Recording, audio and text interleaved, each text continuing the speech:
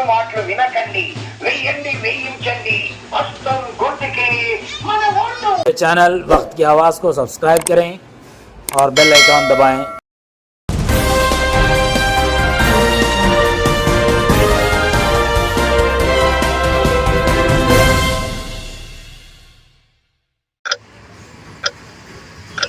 మీరు పార్థసారథి గారు, మీరు అన్ని మాటలు చూస్తే ఇక్కడ ఫ్యాక్షన్ పుట్టించే విధంగానే వచ్చినారు. ఎక్కడంటే నీకేమి సొంత ఊరు ప్రశాంతం ఉండే వాతావరణంలో ఇట్లా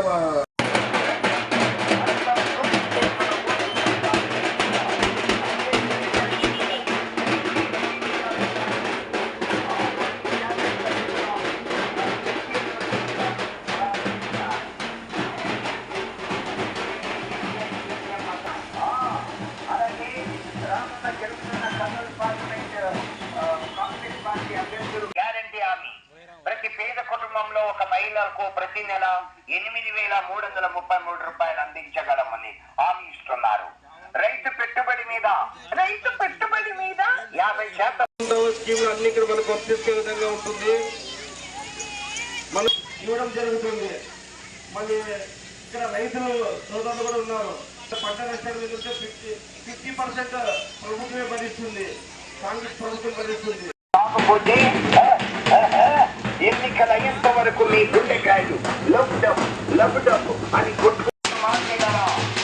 అసలు ఎన్నికలు వచ్చేస్తున్నాయి।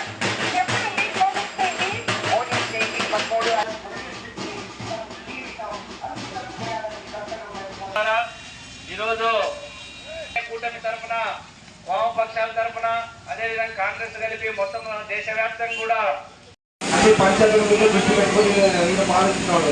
ఈయనకి 20,000 అవసరాలు ఇచ్చినారు।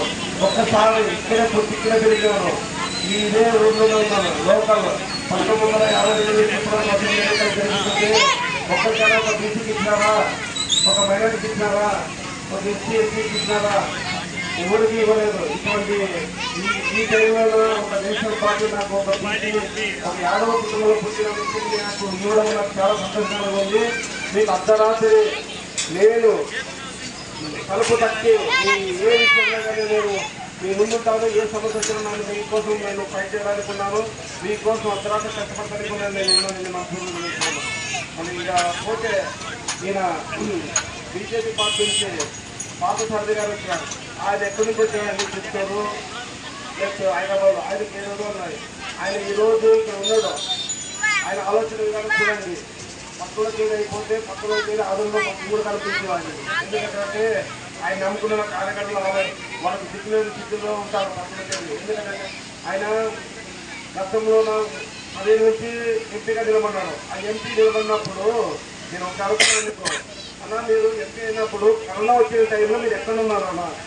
కరోనా వచ్చి ఆదుల్లో మక్కమని చూసి ఇక్కడ ఉండే లేదు, మరి ఎవరికి చోటు విస్కీ బ్రాంతి బాటిల్స్ కోసము మోసపోవద్దండి। లేదు మరి ఎవరికి చోటు